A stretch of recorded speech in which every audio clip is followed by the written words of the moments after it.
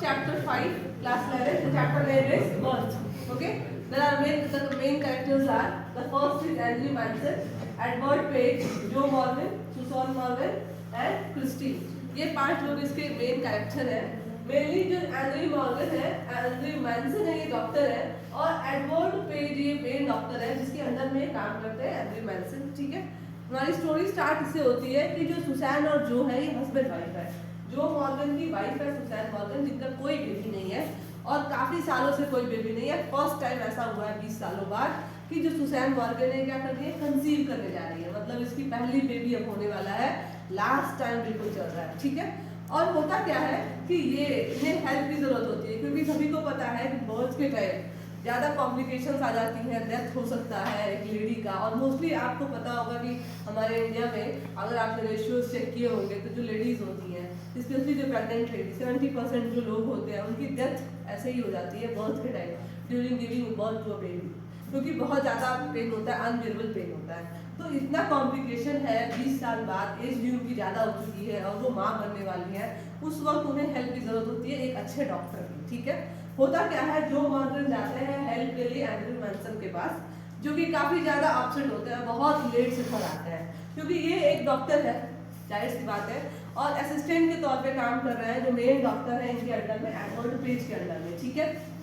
होता क्या है कि ये वापस आते होते हैं, बहुत काफ़ी सैड होते हैं. सैडनेस का रीज़न एक ही होता है कि इनकी गर्लफ्रेंड होती है जिसका नाम है क्रिस्टीन, और उनसे उन्हें झगड़ा हो गया होता है. तो बहुत ज़्यादा अपसेट होते हैं, काफ़ी ज़्यादा उन्हें लगता है कि पूरा दिन हमारा खराब गया है, और बहुत ज़्यादा अपसेट होकर घर आते होते हैं. जैसे ही घर आते हैं वैसे ही क्या देखते हैं कि एडवर्ड यहाँ पर जो मॉर्गन है उनका वेट करते होते हैं.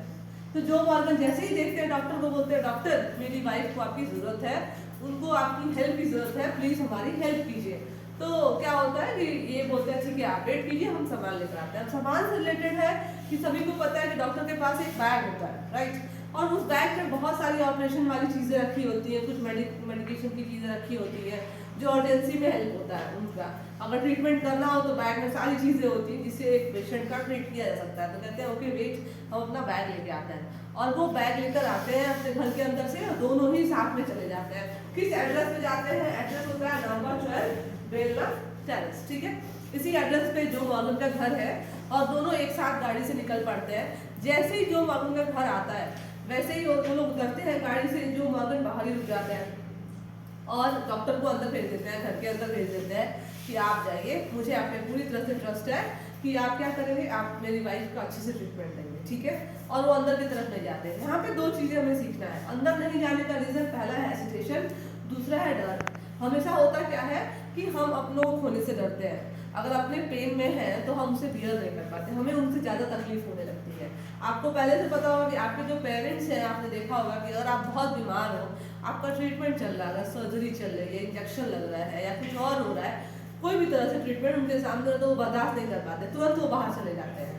या आप ही हो, अगर आपकी बहन या आपकी मम्मी पापा बीमार है, कुछ ट्रीटमेंट चल रही है तो आपको अच्छा नहीं लगता तो आप बाहर निकल जाते हो.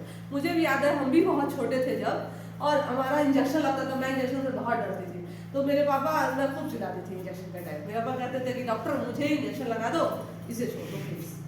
ठीक है. तो ये चीज़ होता था, वो भी बर्दाश्त नहीं कर पाते थे.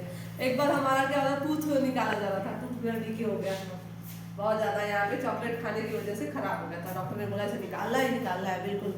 तो मेरे अंकल मुझे लेके गए साथ में. ठीक है. निकलवा देते हैं. डॉक्टर निकाल रहा था और उतने मैं चिल्ला रही थी, बहुत ज़्यादा चिल्ला रही थी. डॉक्टर निकाले जा रहा था.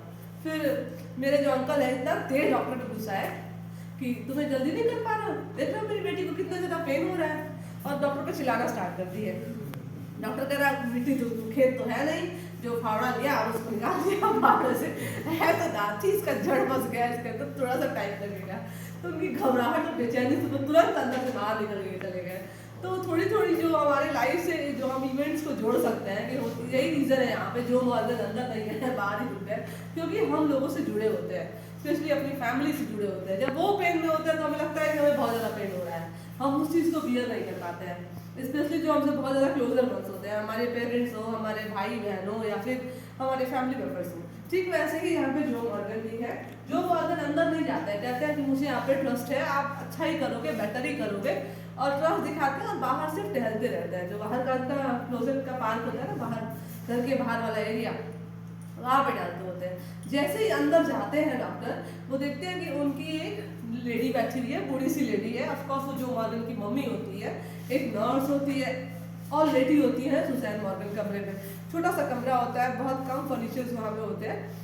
वो जैसे ही जाते हैं थोड़ा सा सुसैन मॉर्गन में चेक करते हैं और फिर बोलते हैं कि अभी टाइम लगेगा। टाइम लगेगा मतलब होता क्या है, जो जेस्टेशन पीरियड होती है ना 9 मंथ की होती है, और जैसे ही वो कंप्लीट होने वाली रहती है एक एक्यूरेट टाइम होता है जिस वक्त वैगिना का माउथ ओपन हो जाता है और बच्चे का जो डिलीवरी होता है वो उस टाइम हो जाता है। तो ऐसा नहीं है कि हर टाइम ही ये हो जाएगा, कंप्लीटली जब लेबर पेन स्टार्ट होता है उस वक्त, और तभी बेबी का बर्थ होता है, तो वो टाइम अभी नहीं आया होता है। तो इसलिए वो कहते हैं कि अभी थोड़ा सा टाइम है, तो चेक करके थोड़ा सा मेडिकेशन वगैरह चेक करते हैं और फिर वो जाके नीचे बैठ जाते हैं।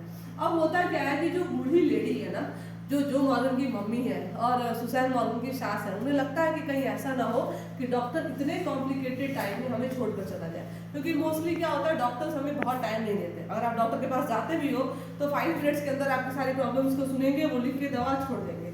अगर आप एडमिट भी हो तो जो भी नर्स वगैरह वो ट्रीटमेंट करते हैं under the guidance of doctor, लेकिन ऑल टाइम डॉक्टर आपके आगे पीछे नहीं घूमते हैं, वो तो बैठे होते हैं, 1-2 बार राउंड ले लेंगे फिर बैठ जाएंगे जाके, और बाकी जो पेशेंट्स हैं उनको ट्रीटमेंट करने लगेंगे। ऐसा ही होता है।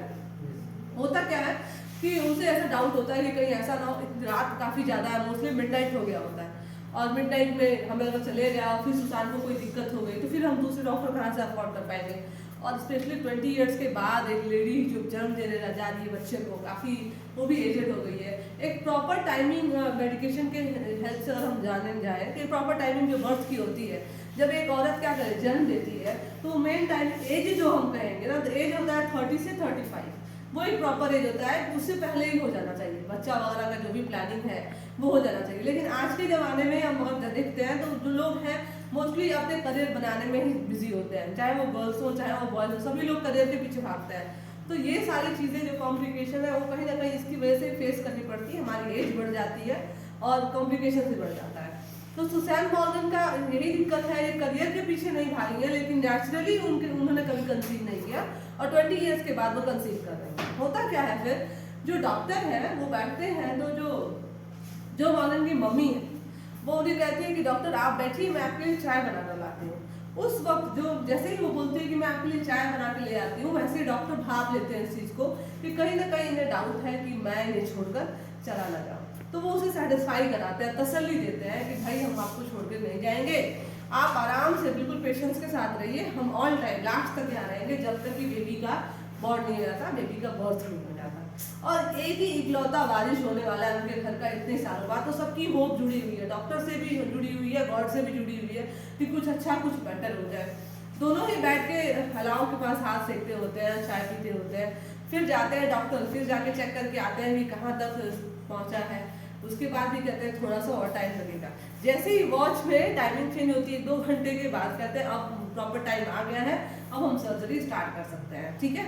फिर ऊपर जाते हैं, नर्स से कहते हैं टॉवल लाने के लिए, क्योंकि जब भी सी सेक्शन होता है तो उसके लिए टॉवल ज़रूरी होता है, बहुत ज़्यादा ब्लीडिंग होती है तो टॉवल की ज़रूरत होती है, सिजर्स वगैरह सारी चीज़ें अरेंज हो जाती हैं और वो ऑपरेशन की स्टार्ट करते हैं।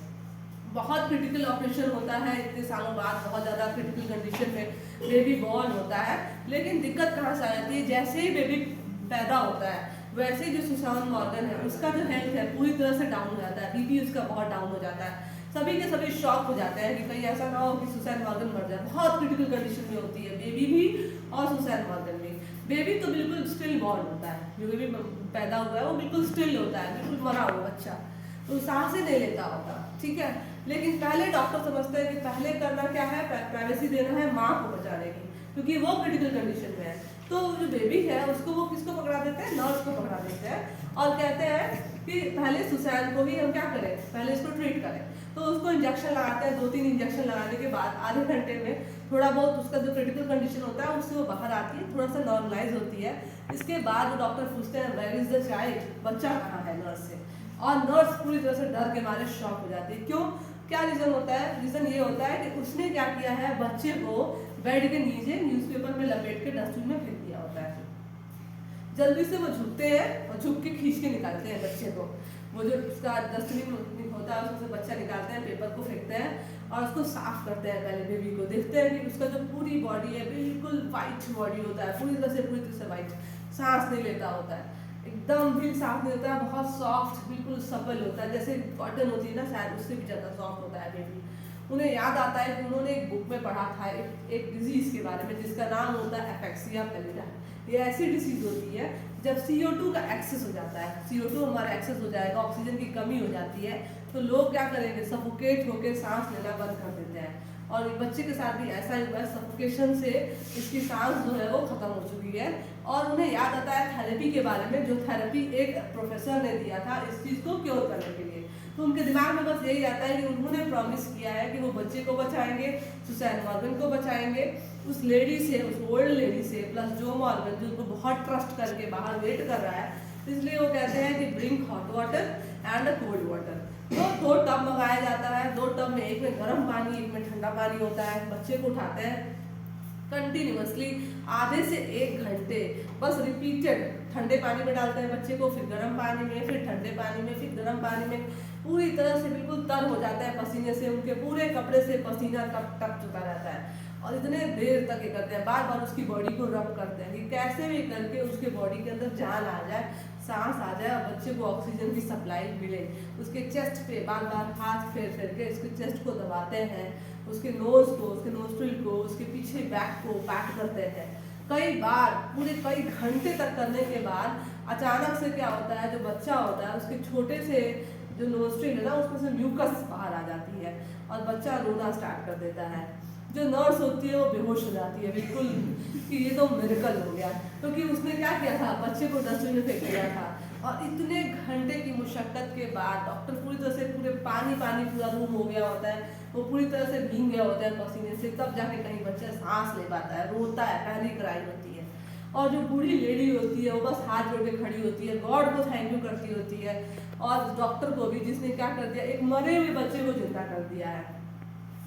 काफ़ी ज़्यादा खुश हो जाते हैं सभी के सभी। बच्चे को फिर वो क्लीन करते हैं, टॉवल में लपेटते हैं, बच्चा बहुत हेल्दी रहता है, फिर दोबारा नॉर्मल हो जाता है। उसको ले जाके हैंड ओवर करते हैं जो उसकी बूढ़ी लेडी होती है, जो बच्चे की दादी होती है, और फिर बाहर चले जाते हैं। बैग वगैरह कुछ नहीं लेके जाते क्योंकि वो बहुत थक गए होते हैं। बाहर जाके जो से कहते हैं जो सब कुछ ठीक है, सब कुछ नॉर्मल है, ऑल ओके, तुम्हारी वाइफ भी ठीक है, तुम्हारे बच्चे भी ठीक है, और पैदल पैदल वॉक करते हुए जाते रहते हैं। जाते हैं तो सोचते हैं कि oh God I have done something, oh God I have done something. मतलब आज पूरे दिन में इतना फ्रस्ट्रेशन वाला दिन निकला, क्योंकि एक डॉक्टर की लाइफ काफ़ी बिजी होती है, पेशेंट को डील करते होते हैं वो, और उसके बाद फिर क्रिस्टीन से झगड़ा कर लेना, वो पूरी तरह से उनके दिमाग में बस वही चलता होता है। और अभी शाम जो बहुत रात में एक बच्चे की जान उन्होंने बचाई, इतने क्रिटिकल कंडीशन में, बार बार डॉक्टर हमारे गॉड को थैंकफुल करते होते हैं और कहते हैं कि फाइनली हमने कुछ किया है, एक बच्चे की जान बचाई है। और जब वो घर से बाहर निकलते होते हैं, ये सोचते रहते हैं, देखते हैं काफ़ी सुबह हो गया होता है, लोग वॉक पे निकल गए होते हैं, लेकिन फिर भी वो बहुत थकान के बाद भी बहुत हैप्पी फील करते हैं और गॉड को थैंक यू कहते हैं कि आज हमने एक इंसान की, एक बच्चे की जान बचाई है, एक होप लेकर आए हैं, एक फैमिली की खुशियाँ लेकर आए हैं। That's all, thank you.